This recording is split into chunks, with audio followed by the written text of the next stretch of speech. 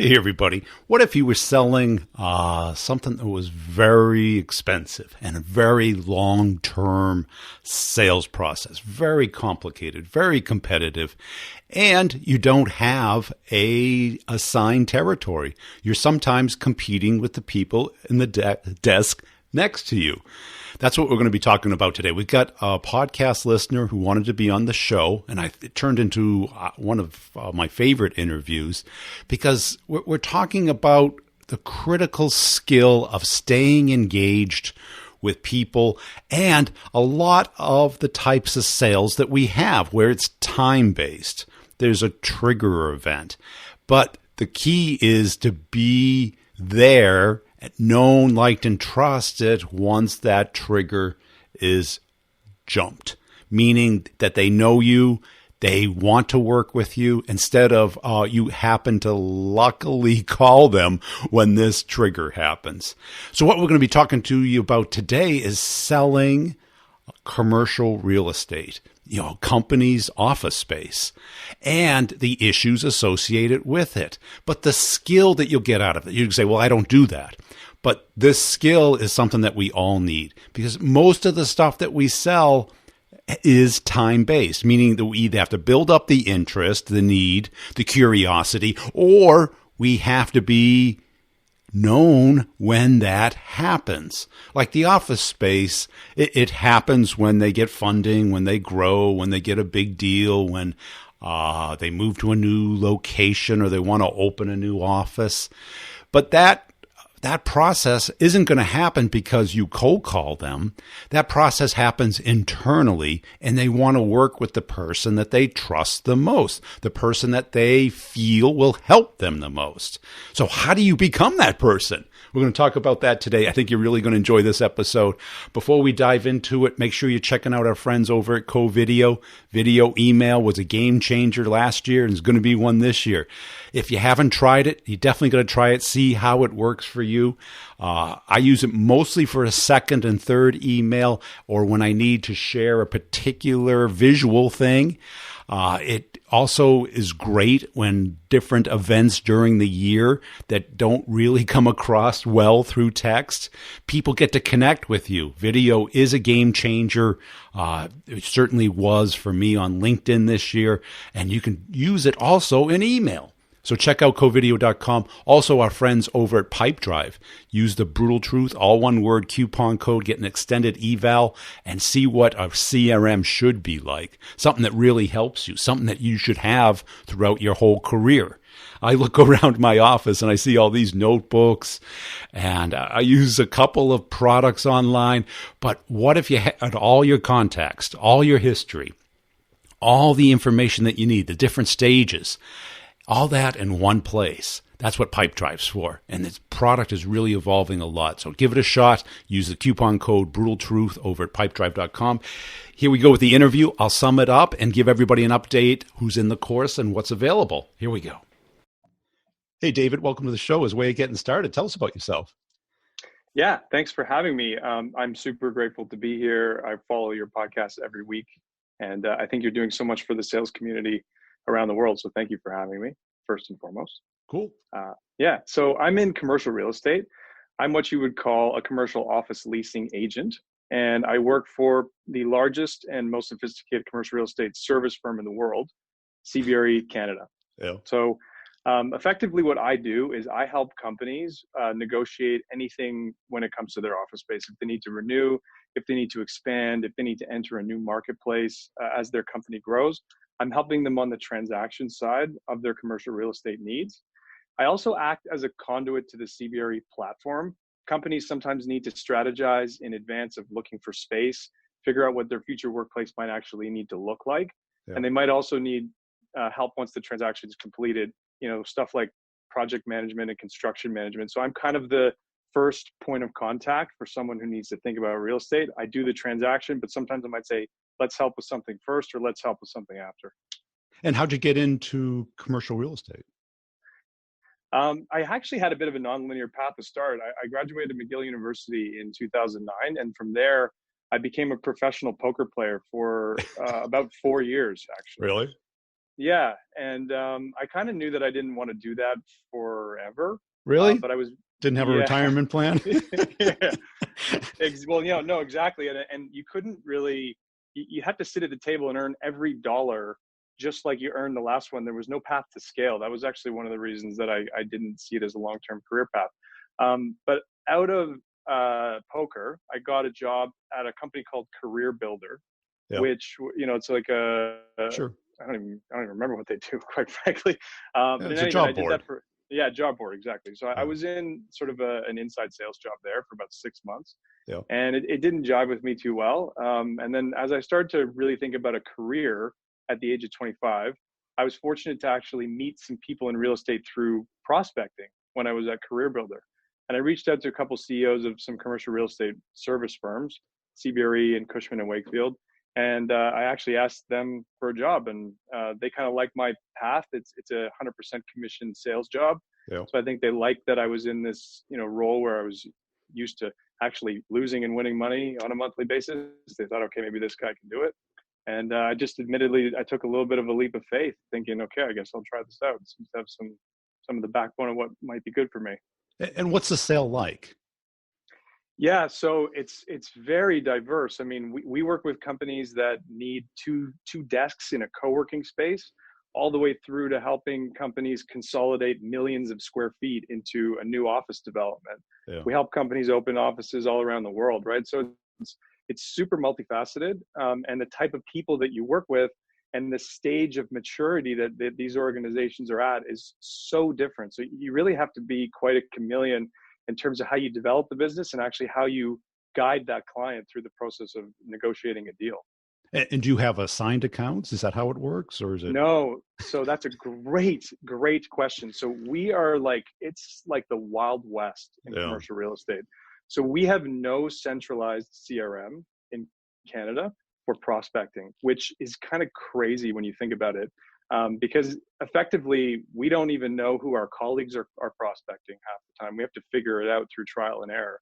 And because we're a very geographically oriented business, in that our sort of expertise lies in the area that we actually live and work. yeah. Unless you can't really call anyone in, I can't call down to the US and advise on real estate. I have to do it here. So we Because end you up need to actually, meet them and get to know yeah, them. you need to meet them, and then you also need to actually have local expertise, right? You have Yeah, to know the know the market. market. What Yeah, yeah, what are rents and what are concessions and what's where's space, available. what's Yeah, available, all that. So it's a very local job. It has us butting heads inside the organization quite often. So yeah. you can choose to take that one of two ways. You can be competitive about it, or you can be collaborative about it. I choose to be collaborative, but it's a great question because we just don't have a way of actually So, so, tracking who's so what after what. happens if you're calling the CFO, the COO, and the person in the next office is calling the CEO? Yeah, so usually what'll end up happening is we will find out from the client. They'll say, "Hey, I'm talking to so and so," and it then becomes a question of whether or not you can find a way to collaborate with your colleague and work together. Ultimately, you take less share of commissions in those situations, obviously, because you're splitting the pie further. Yeah. Or in some cases, people say, "Hey, I'm a little bit further along than you are. Why don't you back off?" Like that's kind of the way it works. It's a crazy environment from that perspective. So do you have like those sit downs like on The Sopranos where you're like PD and Actually, Polly and you know what's funny that you make that joke, but yeah, like, and frankly, when you get started in this industry as a younger person, older people that have been doing it a while, they try to see like how far they can push you. You know what I yeah, mean? So early in my career, in the first few years, I'd trip over other people's clients, or I'd trip over prospects that they had some right. connection to, Someone's and you'd calling go, them, right? yeah, right, And it's and a you'd go into timing the, thing. yeah, totally, and you'd have to go into the room with them, and you'd have to have a conversation about commissions and effectively show them how to treat you. Yeah. Yeah, so it's interesting. So within a company, who do you target? We definitely target the most senior people. If we're working Right, but on is that like CEO, a COO? CEO, COO, CFO, Okay. those would be the ones. I mean, I personally like to go to the CEO first because office space is a reflection of the vision of the company, Company. right? Like, Yeah. where are they going? Yeah. So starting there to me is ultimately the best. sometimes big companies will have corporate real estate These people. divisions, Yeah. right? So you might go to those groups in the case of a large enterprise, but I don't really like to go after large enterprises. A colleague of mine refers to them as nations, and Yeah. penetrating a nation is like Right. super, super challenging. So we like to go after the tribes and the villages, the companies that are in high growth mode where you can deal directly with the CEO or founder. And how do you decide who they are? What do you mean by that? The tribes, the high growth companies, Yeah, how good do you question. I find mean, them? Where do you yeah. start? Well, luckily, in a market like Toronto and in most major urban centers in North America, there's a massive technology sector that's growing. Yeah. Toronto is actually the number three fastest growing technology market in North America. So we have quite a large base of fast growing venture backed companies to kind of pick and choose from. Yeah. But I can kind of take this a little bit of a step further in terms of how I develop business. Yep. So I kind of saw as I was getting into this industry that we were moving away from conventional ways of selling. So like picking up the phone, getting a meeting, and then pitching against four other brokerages for a piece of business. Yeah. What's ended up happening in Toronto is the market's just moving so fast. Companies are growing so quickly that they don't really want to take the time to meet and get an update on the market, right? Like Yeah. they want to get right into the deal, often because they are reacting to their real estate needs. So you can't go about it the old school way. So I've done two things to generate better penetration with my sort of prospect base. The first is I've developed some partnerships with organizations that are really connected to my prospects. So we sponsor Deloitte's Technology Fast 50 Awards program, where Yeah. each year they meet with about 400, 500 companies across Canada that are in really high growth mode for this award.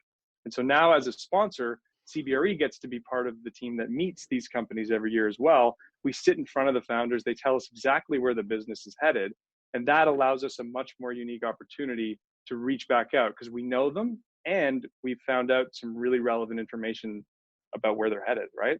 Yeah. So that's kind of one way I've gone about doing it. And then another is piggybacking off of this really amazing, program that we're part of. We created this platform. It's called CBRE Forward. And the intention behind it is to actually act as a PR agent at CBRE and tell the stories, amplify the stories of these companies. And what I've found that's really done for us, and we do this through social media like LinkedIn, videos, like sort of feature related content.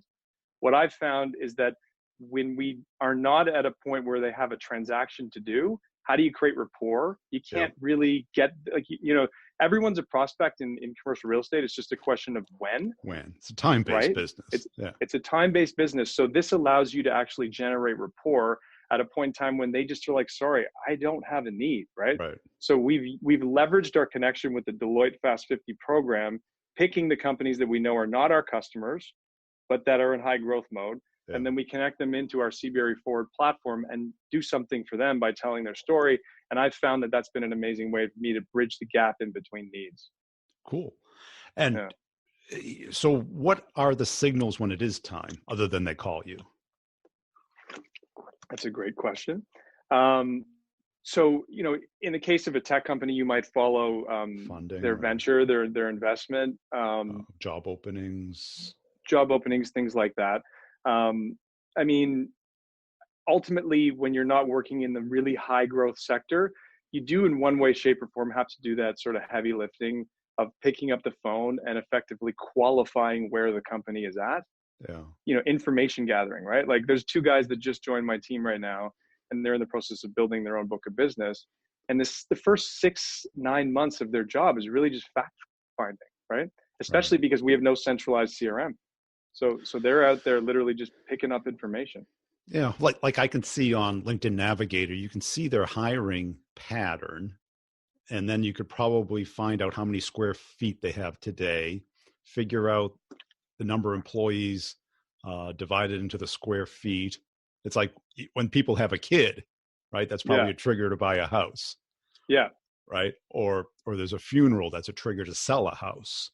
Yeah, for sure. Right. For sure. And I mean, obviously, like growth and headcount, where they're going, that's so pivotal. And I kind of go back to this example of the Fast 50 program, right? Like across Canada, we're meeting 400 or 500 companies, and they're telling us exactly where they are headed.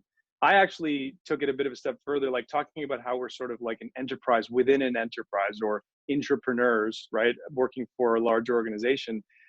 I sort of founded this platform. I got Deloitte Fast 50 as a sponsorship, and I've arranged a fee sharing kind of partnership with other markets, right? So in Montreal and in Vancouver and Calgary, I've got someone that's going and meeting all these companies there, and as a result of me kind of opening the door for them, I've got revenues coming to me through that relationship that I've built. How about like recruiters? Because they have the inside scoop and they know who's hiring. And when there's like a huge, 25 to 50 people, that's going to trigger, more space. Yeah, Yeah. absolutely. Those guys can be helpful. Venture capital people can be really, really helpful. Yeah. The key thing though is you need to, typically when someone finds out that information, it's often too late. Too late. Yeah. Like commercial real estate's such a relationship business, and ultimately I actually find that I'm the one who knows these things if I'm in, if I'm in there at the right time, before the recruiters, before the VC people, Yeah. because we're following up a lot of the time over like a 12 to 36 month period trying to get a deal. Like the longest it's taken me to get a deal has been like 4 years. Right. Like you start a relationship and there's no need, and 4 years later you're at the table pitching. And how do you sustain that relationship without pestering them? Yeah, that's a real delicate balance.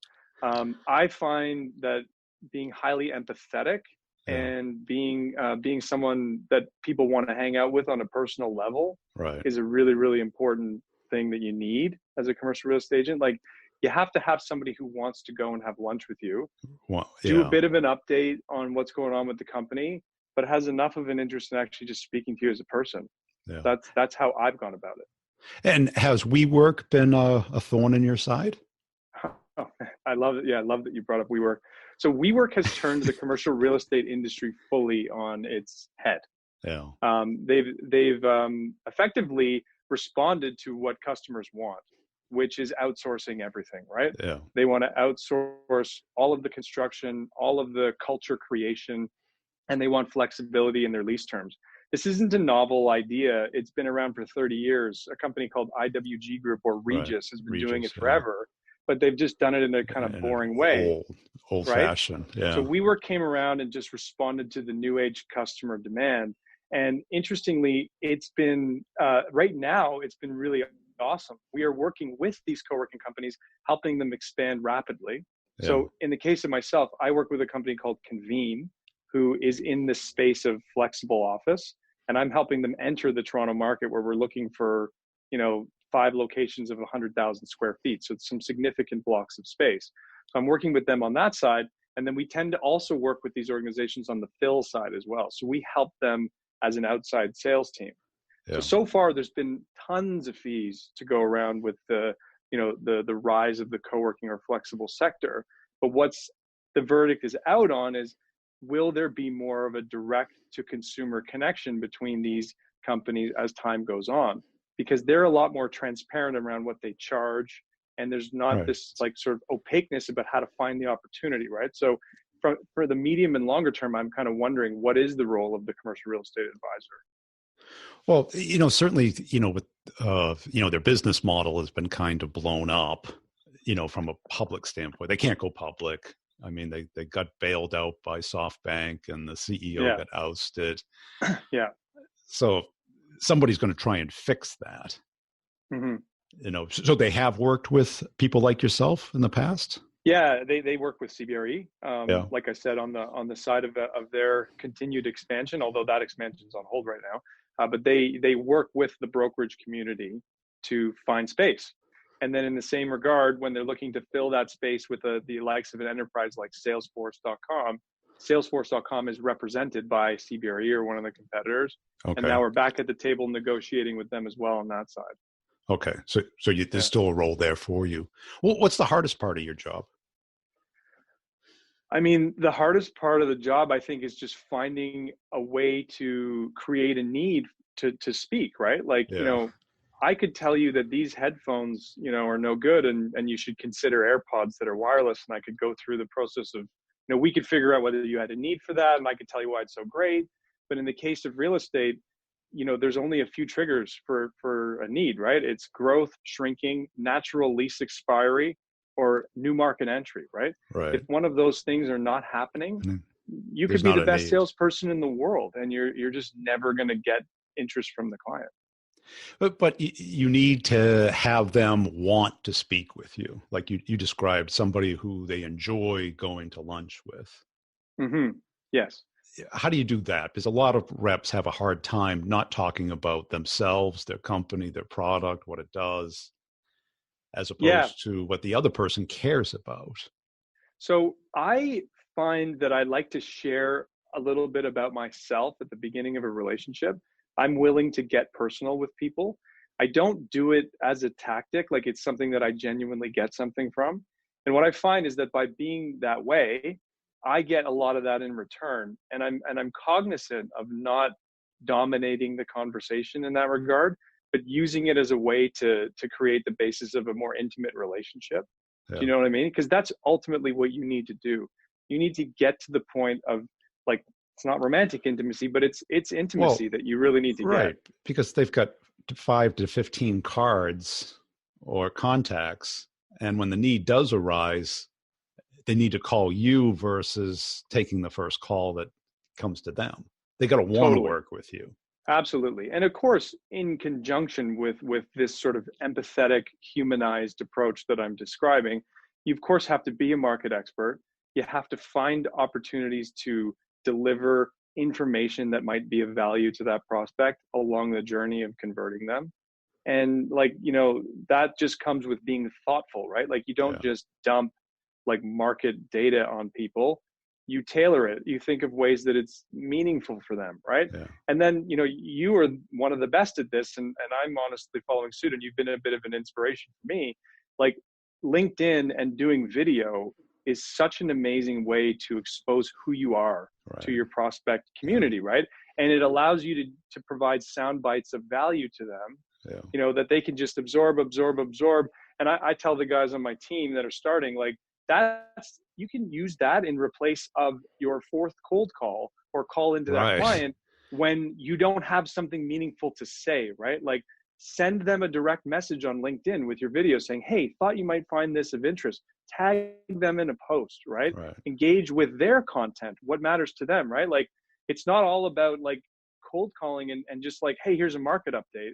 Think of other ways to generate rapport. Right. Yeah. Because the call with just a market update, it's boring. You have to be able to talk about what they care about, Mm-hmm. and you don't know what they care about in some cases. They might care about what their competitors are doing, what their neighbors are doing, what new buildings are available, things to avoid, things to look out for. Yeah, I mean, most of these companies, they care about um, talent retention and attraction, right? Yeah.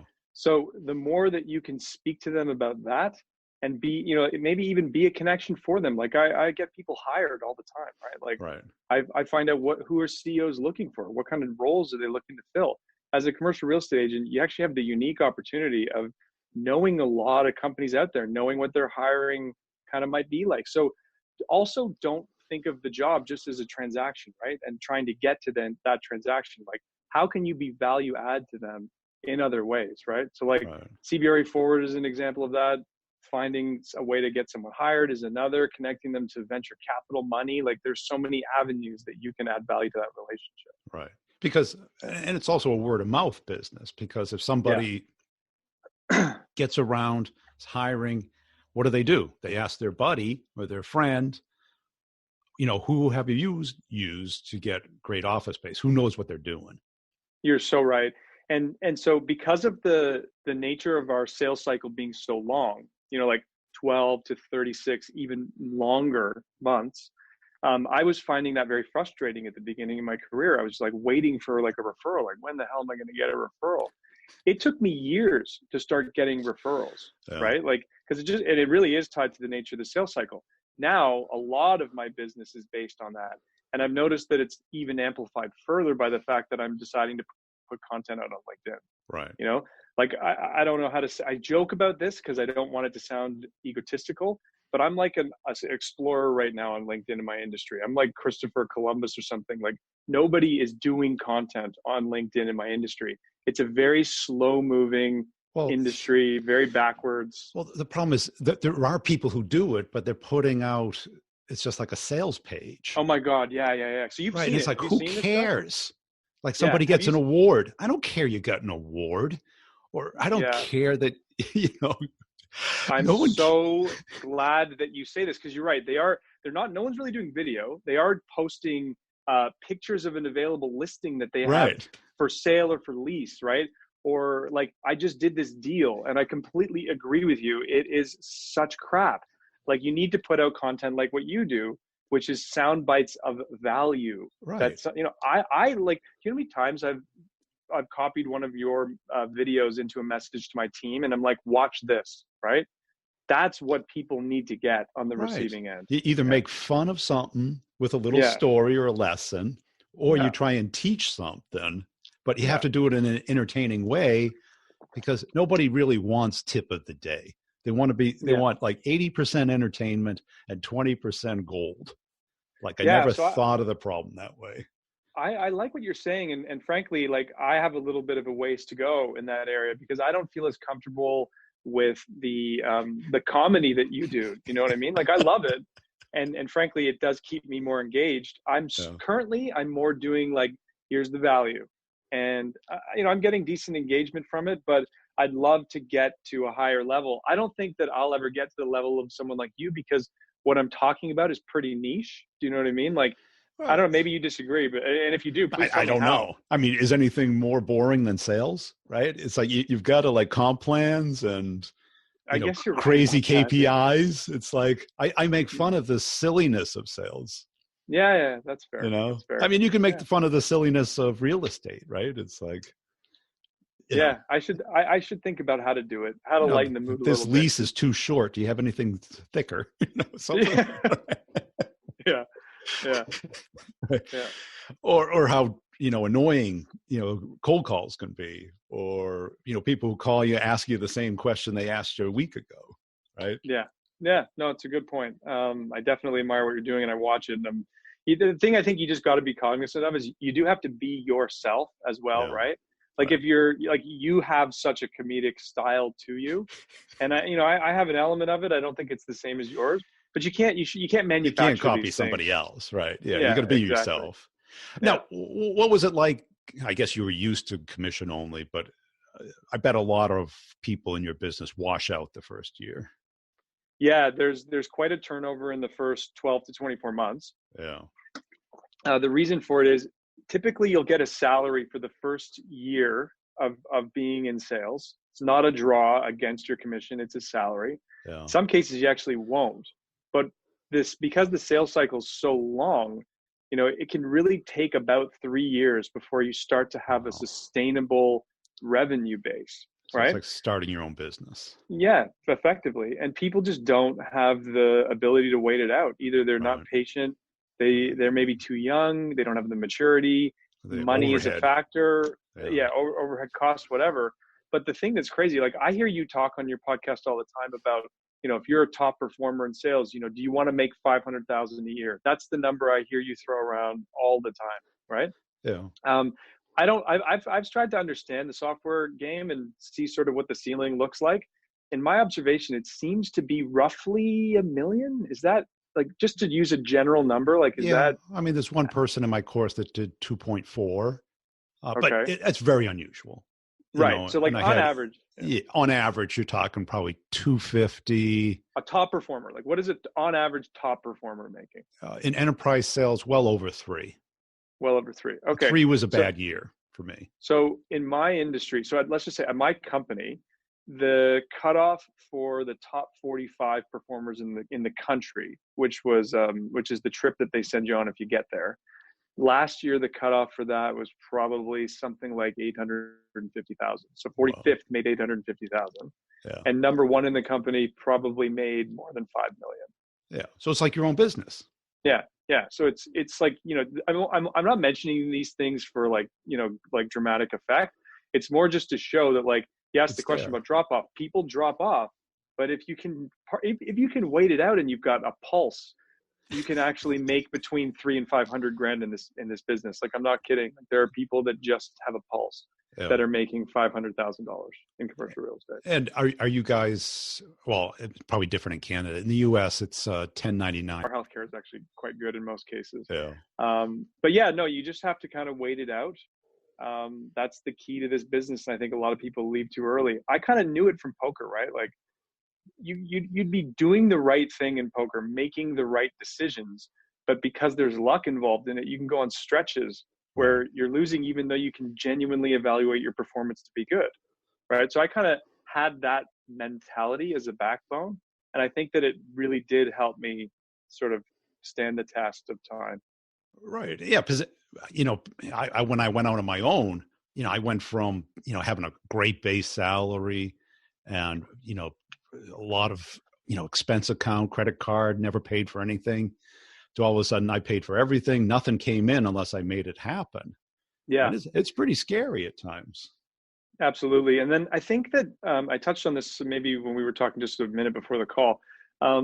This industry is one where you have to take the whole sales process from the cradle all the way to the grave, Yeah. which is uncommon from my understanding. I've never worked in software, but from my understanding, there's a BD person, there's someone who actually pitched the business, then there's an account manager. There's at least 3 people that are in that chain. Is that right or wrong? Sometimes. And, that's usually on the lower end. Usually you do have help, Mm-hmm. but it's not as cushy as it sounds. It's not like, oh, somebody Okay. hands you something. Yeah. Okay. They get somebody to show up. Well, I just heard from sales reps say, like, oh, once I make the sale, like, I'm out. Like, I don't, like, I'm back to going and finding and minding, I don't know. That's what I've heard. It can be if there's no repeat business, but most of the time, repeat business is the easy business. So you have to stay engaged, even though somebody else may be responsible. Yeah. Well, I think like, and I think like maybe it's just that it's a little bit less structured in commercial real estate, right? Yeah. Like, you don't walk into a system, like, we don't even have a centralized CRM, right? So like it's cowboys. Like the only way to truly create a sustainable business where you can go from like, 1 + 1 = 3 is to actually build that base infrastructure inside of your own team, right? So I can maybe elaborate a little bit on what that looks like for us. So my partner and I, we are the equity holders in the business. We're 50-50 partners. We have 3 salespeople that work with us. And there's the value exchange that's occurring at the moment is we are teaching them the business. They are drumming up opportunities. Yeah. And we're sharing in their revenues 50-50. And as time goes on, they start to share in our revenues as there's a money value exchange to be had. It's like right? a law firm a little bit. Yeah, I guess kind of like that. Yeah. And then there's a few key pieces to the puzzle that need to be there. So we have a transaction manager, someone that we sort of say does the meat in the sandwich. They're the ones that work with the client on day-to-day stuff when we're actually negotiating a deal, because deals can take months to negotiate, right? Like, you're looking for space and then you're putting out RFPs on multiple locations. Like, the whole process can take quite a bit of time.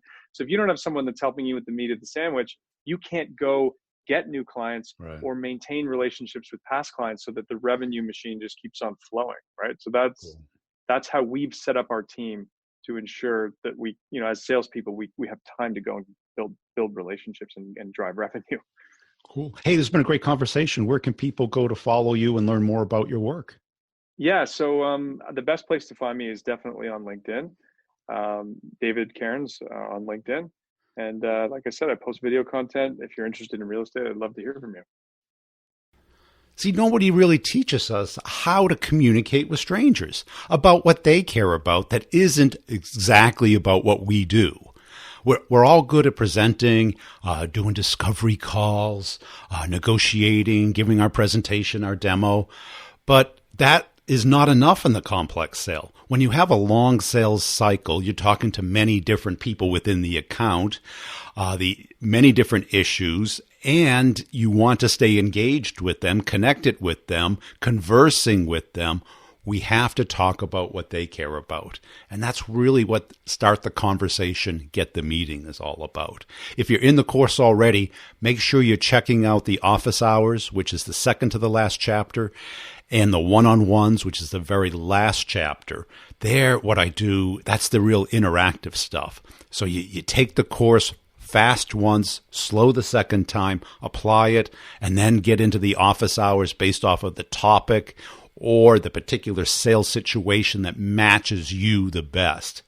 And the course is not just content. You get interaction with a group community meetup every other Friday for 1 hour on Zoom, and unlimited one-on-ones, which is a 30-minute Zoom call with me to apply the course, not take the course, but apply it to your particular situation and to erase any stumbling blocks. The other course, Closing the Complex Sale, is once you get engaged with them, once you find that they have curiosity and interest, is how do you keep the deal moving?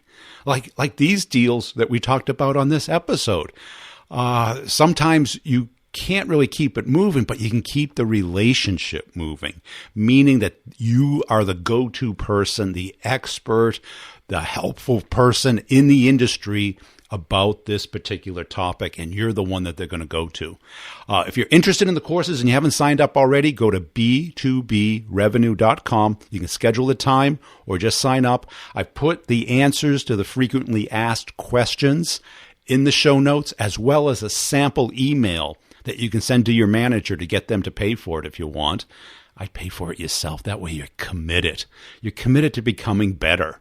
And the idea is that you just don't take the course, you apply the course over a year to really develop your skill. The deliverable is your process, your system.